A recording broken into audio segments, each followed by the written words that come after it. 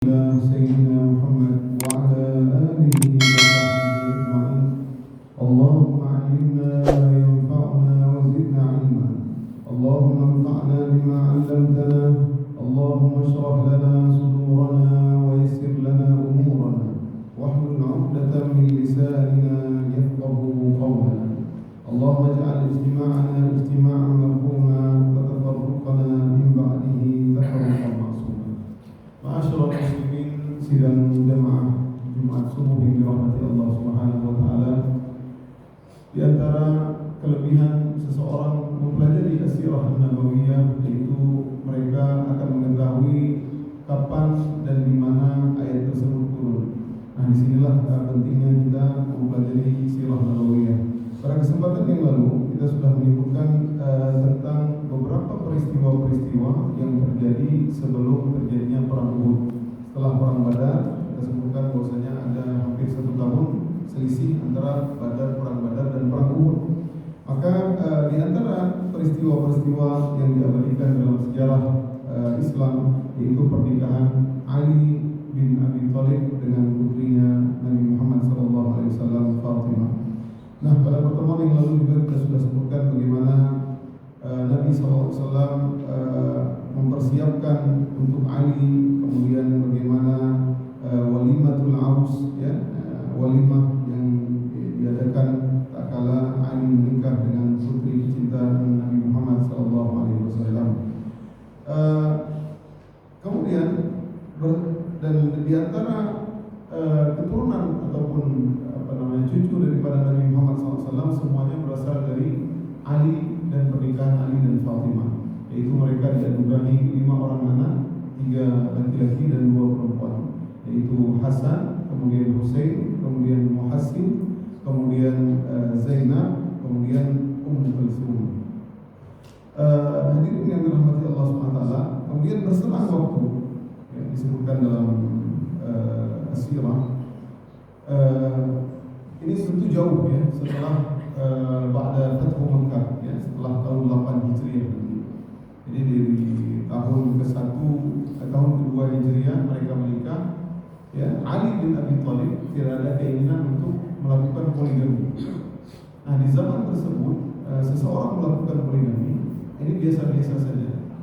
Bahkan kalau seandainya ada orang yang mengatakan bahwasanya kenapa Islam membolehkan poligami, justru sebelum Islam maka tidak ada aturan dalam poligami tersebut. Seseorang mungkin bisa beristrikan lebih dari 4, bahkan 10, 20 lebih. Namun Islam datang bukan mengatur tentang poligami, artinya menjarakkan poligami tersebut, hanya 4 saja. Nah, ini dia. Jadi seolah-olah hari ini ada statement dari orang-orang yang tidak suka dengan Islam mengatakan Islam ini membolehkan poligami, padahal sebelumnya di ajaran agama-agama yang lain mereka tidak ada hudud, tidak ada batasan dalam poligami tersebut. Bahkan orang jahiliyah terserah mereka untuk menceraikan, mentalakkan istri-istri mereka. Nah, Islam datang, poligami sudah ada, namun Islam datang menjarakkan dan mengatur bagaimana seseorang untuk melakukan poligami yang benar. Ini tidak semua orang. Makanya turun ayat Al-Quran, wa in khiftum alla tubsitu fil yatama fankihu ma taba lakum minan nisa mathna wa thulatha wa ruba'. 4 saja. Kalau kalian tidak mampu berlaku adil, fawahidatan, maka 1. Bahkan dalam ayat yang lain disebutkan walan tastati'u an ta'dilu bainan nisa'i walau harastum. Sesungguhnya kalian tidak mampu untuk berlaku adil kepada wanita-wanita. Ini perhatian dan perlu diperhatikan oleh para bapak-bapak, siapapun hari ini mendengarkan. Artinya perlu diperhatikan, artinya poligami tidak semua orang mungkin bisa mampu melakukannya. Tidak semua orang. Artinya ini amanah dari Allah. Tidak hanya dia memiliki kemampuan batin saja, tapi zahir juga harus. Artinya bagaimana Nabi SAW hebat apapun, Nabi SAW pernah berdoa kepada Allah, ya Allah, janganlah Engkau mengazabku ataupun memberikan aku tanggung jawab kepada aku yang tidak mampu. Karena Nabi sendiri ada kecenderungan secara emosional ataupun secara ini kepada istri yang satu. Namun kemudian tapi dalam hal finansial, dalam hal menginap, maka itu tentu ini pembahasannya panjang hadirin yang dirahmati Allah SWT. Nah, Imam Ali bin Abi Thalib tidak pernah melakukan poligami semenjak menikah dengan Fatimah. Yang lain para sahabat istri 2, 3 ya. Dan ini biasa hadirin yang dirahmati Allah SWT. Ya, hari ini sesuatu yang kita bahas seperti ini mungkin di negeri kita adalah sesuatu yang langka ya. Bahkan kalau hari ini kita pergi ke negara-negara yang memang mereka biasa dengan poligami ini biasa saja. Ya, kalau kita tanya ada anak-anak orang-orang misalkan di Saudi Arabia, kamu anak berapa? Saya dari ibu yang kedua, saya dari ibu yang ketiga, saya dari ibu yang keempat, dan biasa. Di sana justru orang yang monogami lagi tidak biasa. Namun alhamdulillah di negeri kita banyak orang yang tekun poligami. Hadirin yang dirahmati Allah Subhanahu wa taala, kemudian tak kala itu di tahun setelah 8 Hijriah, ternyata Ali diam-diam sudah menghibah putrinya Abu Jahal. Ya, Ali diam-diam. Ghadibat Fatimah, maka Fatimah pun marah. Wa atati Rasul sallallahu alaihi wasallam tashtakihi, maka Fatimah datang mendatangi ayahnya. Jadi ternyata bapak sekalian, ini Fatimah orang paling mulia, orang bahkan menjadi pemimpin penduduk wanita surga nanti, dan Fatimah pun cemburu. Jadi ternyata Fatimah saja cemburu, apalagi istri-istri kita. Jadi kalau bohong kalau sama ada cemburu. Jadi ini Fatimah saja marah, ya. Maka dia mendatangi ayahnya. Dalam riwayat Asy-Syaikhan dari Bukhari Muslim, an Miswar bin Makhramah qala inna Aliyan khataba binta Abi Jahal. Sesungguhnya Ali sudah mengkhitbah putrinya Abu Jahal. Dah khitbah dia. Oh, bertijir Ustaz. Boleh khitbah dia sudah. Ya. Ini jangan diikut oleh oknum jika benar ya. Fasami'at bidzalika Fatimah, maka Fatimah mendengar berita tersebut, fa'atat Rasulullah sallallahu alaihi wasallam faqala. Maka langsung Fatimah marah dan diam dan datang kepada Nabi Muhammad SAW. Maka dia berkata, yaz'umu qaumuka annaka la taghdhabu li banatika. Wahai ayahku, sesungguhnya orang-orang artinya orang-orang Ansar, orang-orang Muhajirin, yaitu kaummu, menyangka bahwasanya kamu tidak akan marah terhadap untuk membela putrimu. Jadi dia mengatakan kepada Nabi, wa hadza Aliun nakihun binta Abi Jahal. Ini sekarang Ali ingin menikah dengan putrinya Abu Jahal. Faqama Rasulullah SAW fasami'tuhu hina tashahhad yaqul. Maka tak kala dia mendengar putrinya mengatakan tersebut, maka dia pun berkhutbah. Ya, dia Nabi mengatakan kepada orang-orang, amma ba'du, ya, ankahtu Abul As bin Rabi' fahaddatsani wa sadaqani. Sesungguhnya aku telah menikahkan Abul As bin Rabi', maka dia menyampaikan kepadaku dan dia membenarkanku. Artinya Abul As bin Rabi' ini suaminya Zainab, ya, Zainab binti Rasulullah, ya, yang dulu musyrik kemudian masuk Islam. Dia benar, dia tidak main-main ya. Wa inna Fatimah bid'atun minni. Sesungguhnya Fatimah itu adalah darah dagingku. Wa inni akrahu ay yasu'uha, dan aku membenci sesuatu yang dia benci. Artinya aku membenci sesuatu yang menyakitkannya. Wallahi la tajtami' bintu Rasulillah sallallahu alaihi wasallam wa bintu Abdullah inda rajulin wahid. Demi Allah, tidak akan pernah terjadi, mustahil terjadi akan berkumpulnya putri Rasulullah dengan putrinya musuh Allah dalam satu laki-laki. Artinya ini berbahaya sekali ya. Artinya bukan Nabi melarang poligami, ya, nanti kita sebutkan dalam riwayat yang lain. Artinya tidak mungkin bersatunya seorang putri Rasulullah dalam satu laki-laki, dalam satu suami dengan putrinya musuh Allah. Ya, putri Abu Jahal itu cantik ya. Tidak mungkin. Apa kata dunia? Seandainya lahir nanti anak kakekmu dulu Abu Jahal. Mana ini bingung? Kakekmu dulu Rasulullah. Jadi tidak mungkin. Ini enggak akan pernah terjadi. Ya, Nabi melarang itu. Ya. Dalam riwayat yang lain disebutkan, inna Fatimah minni wa ana atakhawwafu an tuftana fi diniha. Sesungguhnya Fatimah itu adalah darah dagingku dan aku khawatir akan terfitnah di Nabi SAW melarang Ali bukan karena melarang tentang poligami tersebut. Nabi SAW melihat bagaimana kondisi putri Nabi Muhammad SAW.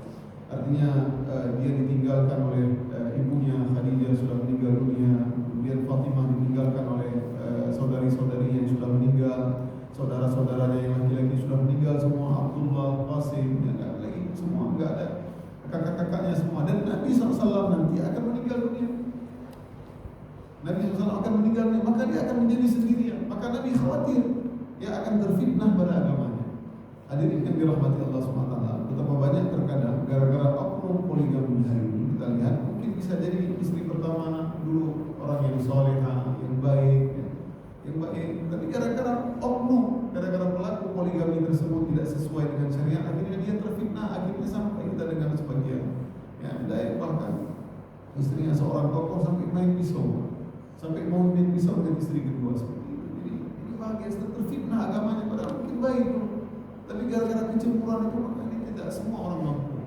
Tidak semua orang mampu. Maka Nabi melihat bagaimana penderitaan yang besar bagi putrinya yang nanti akan ditinggalkan, yaitu Nabi SAW akan meninggal dunia, kemudian dia tidak mempunyai saudara-saudaranya yang lain, maka dia khawatir agamanya terfitnah Fatimah. Maka aku membenci seperti itu. Maka akhirnya Ali pun akhirnya tidak menjadi menikah dengan putrinya Abi Jahal. Hadirin yang dirahmati Allah Subhanahu wa taala, kemudian tentang keistimewaan dari Fatimah, pernah Nabi SAW menyebutkan dalam hadis riwayat Bukhari dan Muslim, an Aisyah qala Rasulullah SAW li Fatimah. Jadi Nabi SAW pernah berkata kepada Fatimah, ya Fatimah, ama tardawna an takuni sayyidah nisa ahli jannah atau nisa'il mu'minin? Maukah engkau menjadi ridha dengan akan menjadi pemimpin para wanita ahli surga ataupun pemimpin para wanita-wanita mukmin? Jadi dia adalah wanita terbaik, ya. Dan di antara keistimewaan Fatimah juga, kata Aisyah dalam hadis sahih Ibnu Hibban, ma ra'aitu ahadan kana ashbaha kalaman wa haditsan bi Rasulillah min Fatimah. Aku tidak pernah melihat ada orang yang sangat mirip dengan Nabi SAW dalam hal berbicara, dan bahkan dia berjalan sama seperti bapaknya, yaitu Rasulullah SAW. Jadi mirip sekali. Nah, jadi Fatimah ini mirip sekali dengan Nabi Muhammad SAW. Bahkan suatu ketika Aisyah juga meriwayatkan, Aisyah sudah menjadi istri Nabi, aqbalat Fatimah tamshi ka'annaha mishyataha mashyun Nabi. Suatu ketika Fatimah datang, ya, jalannya sama seperti jalan Nabi Muhammad SAW. Faqala Nabi, marhaban ya ibnati, selamat datang wahai putriku. Thumma ajlasaha an yamini wa shimali. Jadi Nabi sangat sayang kepada Fatimah, mendudukkan dia ke kanan ke kirinya. Dan bahkan dalam hadis yang lain disebutkan bahwasanya Aisyah berkata, aku heran melihat ada orang yang tiba-tiba dia nangis, kemudian tiba-tiba dia tersenyum.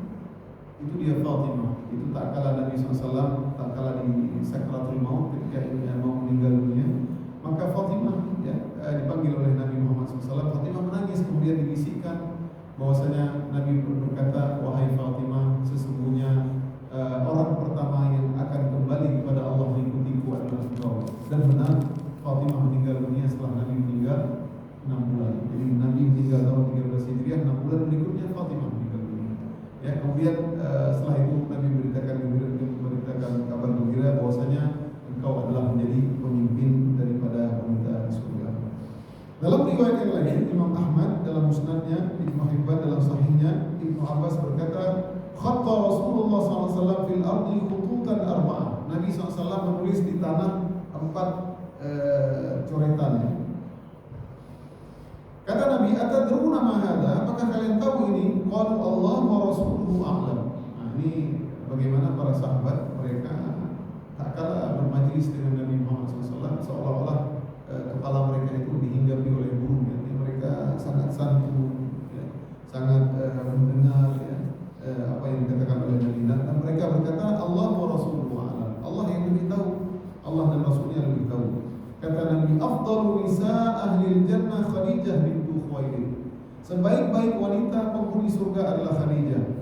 Wa Fatimah bintu Muhammad wa Maryam bintu Imran, yaitu ibunya Nabi Isa. wa Asiyah bintu Muzahim imra'atu Fir'aun. Jadi ada 4 wanita yang dibanggakan yang menjadi pemimpin surga kelak, yaitu Khadijah istri beliau, kemudian anaknya Fatimah, kemudian Maryam itu ibunya Nabi Isa, dan Asiyah bintu Muzahim yaitu istrinya Fir'aun. Hadirin yang dirahmati Allah SWT, maka kemudian wafatnya Fatimah yaitu bisittati ashhur lailan wa umruha qila sab'un wa qila thamanun wa 20 sana. Jadi umur yang sangat muda sekali. Jadi Fatimah meninggal 6 bulan setelah Nabi Muhammad meninggal dan umurnya masih 28 tahun.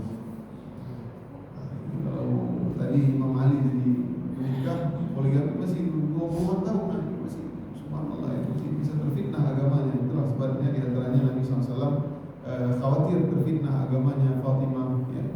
Karena seseorang tak kalah cemburu itu terkadang hilang agamanya, ya, terhilang agamanya, bahkan cenderung kepada melakukan perbuatan-perbuatan yang diharamkan oleh Allah SWT. Ini penting diperhatikan oleh para kaum suami hari ini, siapapun hari ini yang praktisi poligami, maka hendaknya dia belajar bagaimana poligami Nabi Muhammad SAW.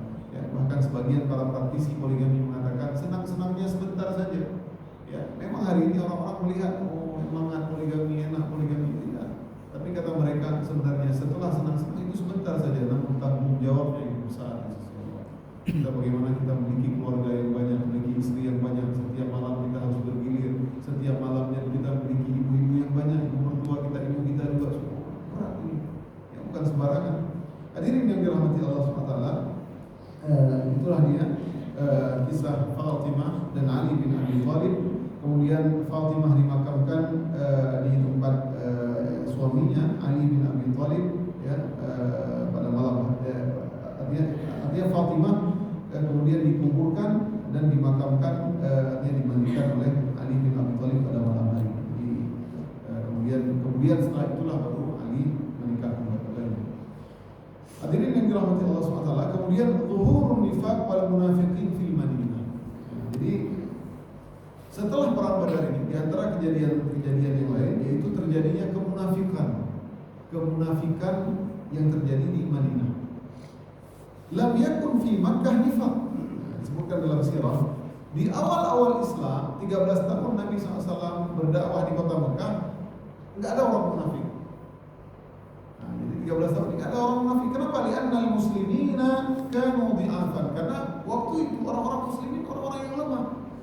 Jadi yang masuk Islam benar-benar orang yang memang dapat hidayah dari Allah SWT. Artinya mereka enggak ada yang munafik, enggak ada yang pura-pura masuk Islam, ya.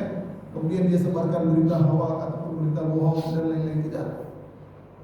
Ya, karena yang masuk Islam tak kala itu semuanya mereka ikhlas karena Allah dari hati mereka, dan masuk Islam tak kala itu bukan merupakan kebanggaan, tidak.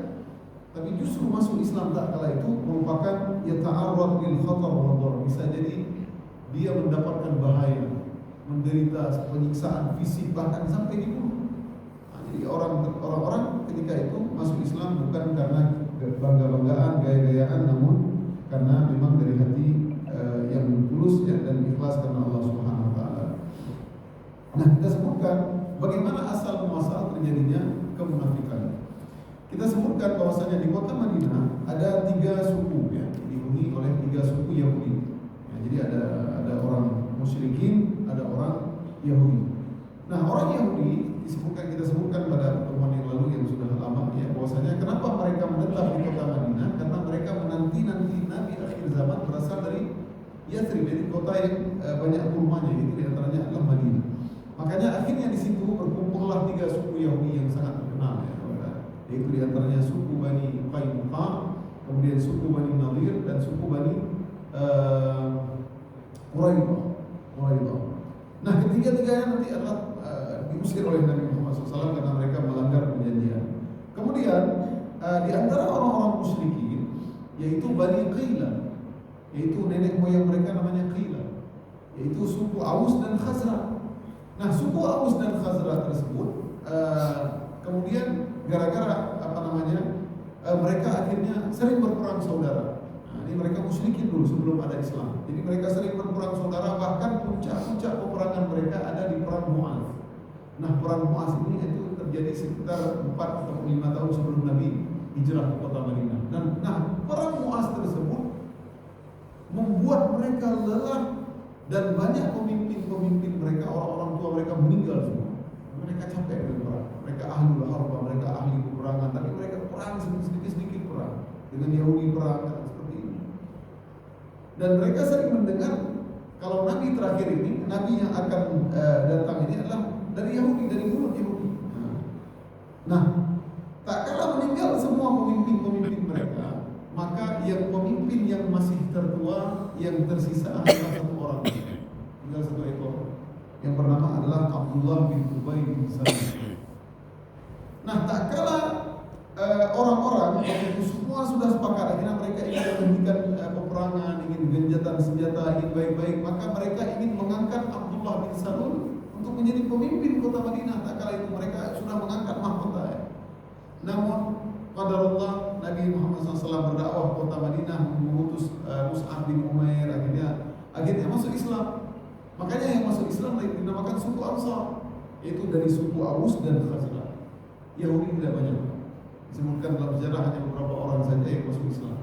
Selebih dari itu mereka semua tidak beriman kepada Nabi Muhammad, bukan karena mereka tidak percaya, tapi karena Nabi yang muncul ternyata bukan dari Bani Israel, namun Nabi yang muncul adalah dari Bani Arab, di luar persangkaan mereka. Nah, karena orang-orang akhirnya mendengar bagaimana berhasilnya pasukan muslimin mengalahkan orang-orang musyrikin di Quraisy, orang-orang Mekah, maka Islam mulai hebat, mulai tinggi. Akhirnya Abdullah bin Ubay bin Salul dan beberapa orang-orang mereka akhirnya masuk Islam, karena mereka nggak mungkin nggak masuk Islam. Nah, ini dia sebab kemunafikan mereka. Padahal mereka hasad dengan Nabi Muhammad SAW. Ini Abdullah bin Ubay bin Salul dia hasad karena dia digadang-gadang menjadi pemimpin di kota Madinah. Tiba-tiba Nabi datang, Nabi sebagai khalifah, Nabi pemimpin negara, Nabi yang mempersatukan mereka semua, Nabi lah yang menjadi pemimpinnya. Nggak mungkin Nabi jadi anak buah. Ya. Akhirnya dialah hasad dan dia beserta kaumnya, sukunya beberapa orang, maka mereka pura-pura masuk Islam. Jadi Islam kedua. Jadi ini sejarahnya kemunafikan terjadi di tahun 2 Hijriah sebelum perang Uhud. Maka kemudian turunlah firman Allah SWT. Innal munafiqina yukhadi'una Allah wa huwa khadi'uhum wa idza qamu ila sholati qamu kusala. Sesungguhnya orang-orang munafik menipu Allah, padahal mereka yang ditipu oleh Allah. Wa idza qamu ila shalah, dan apabila mereka mengerjakan salat, qamu kusala, mereka melaksanakannya dengan malas-malasan.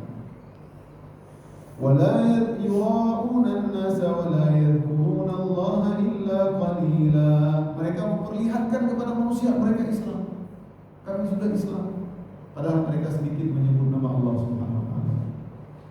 Mudzabdzabina baina dzalika la ilaha ula'i wa la ilaha ula. Sebenarnya hati mereka itu mudzabdzab.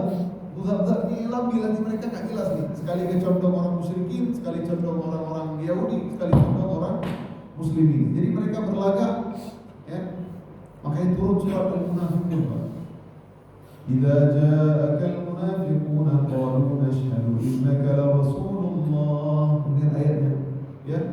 Wa idza ra'aitahum tu'jibuka ajsamuhum, wahai Muhammad. Namun Allah beberkan orang munafik tersebut dalam surah Al-Munafik. Kalau kalian melihat orang-orang munafik ini, takjub kalian.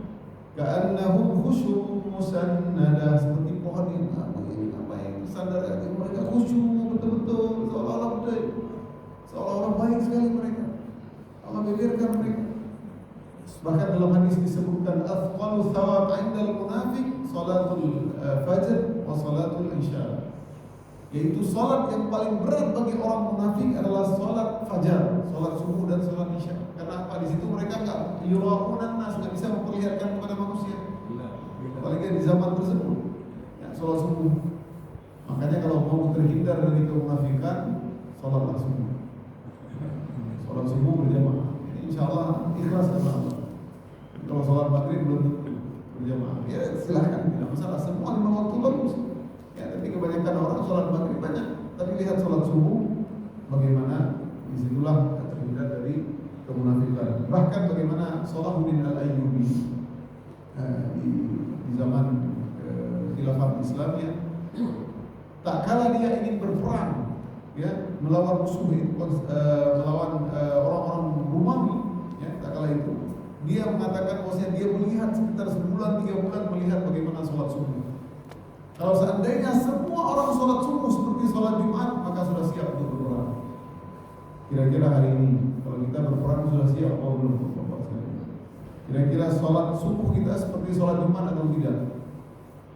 Tidak. Jawabannya tidak. Inilah kita harus mengakui, inilah kemunduran Islam ini. Selama kita yang soleh saja, bapak-bapak yang soleh saja, anak-anak muda nggak soleh, nggak sholat subuh di masjid, maka belum maju Islam. Bukankah kemajuan Islam itu tergantung kepada mereka para anak-anak muda hari ini? Punya anak-anak muda sudah sholat subuhnya disalahkan Islam. Anak-anak muda hari ini mereka qiyamul lail, tapi qiyamul lail bukan qiyamul lail, qiyamul lail yang lain, nongkrong di warkop. Makanya kemarin bagus ada program Prof. Ilham Maulana saya dengar di BBC. Ini kalau anak-anak muda boleh, ya ini kita larang langsung bola, mereka nggak mungkin, Pak. Ya. Susah kita larang. Ya. Saya masih lihat kalau suntikan juga. Ya. Susah kita larang, apalagi anak muda. Susah kita larang. Tapi bagaimana mereka bisa nonton bola kemudian mereka tahajud tunggu sholat subuh? Apakah ada ini generasi ini penting? Ada anak muda yang hadir di sini, ya, Bang Dani dan lain-lain. Ya, siapa-siapa ada anak muda ini? Bagaimana anak muda hari ini? Coba lihat semua pengajian orang tua apa yang kita ajarin penting mereka ini. Tapi mereka memang sudah soleh. Hari ini saya inginkan anak-anak muda datang ke masjid semua.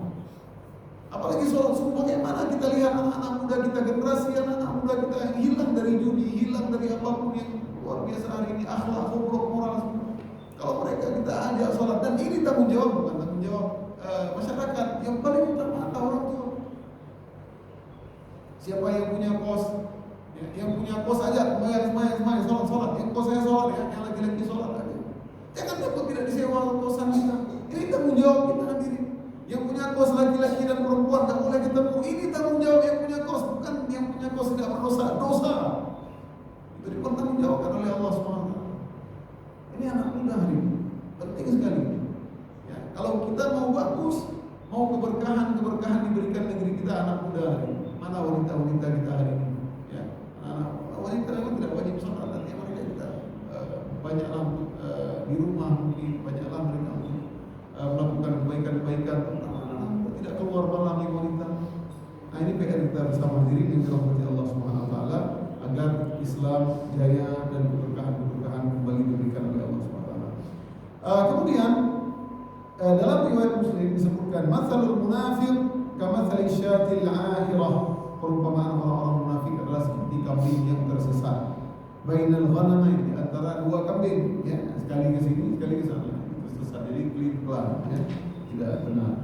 Baik, hadirin yang dirahmati Allah SWT, Ustaz Irwan sudah ada belum? Sedikit lagi.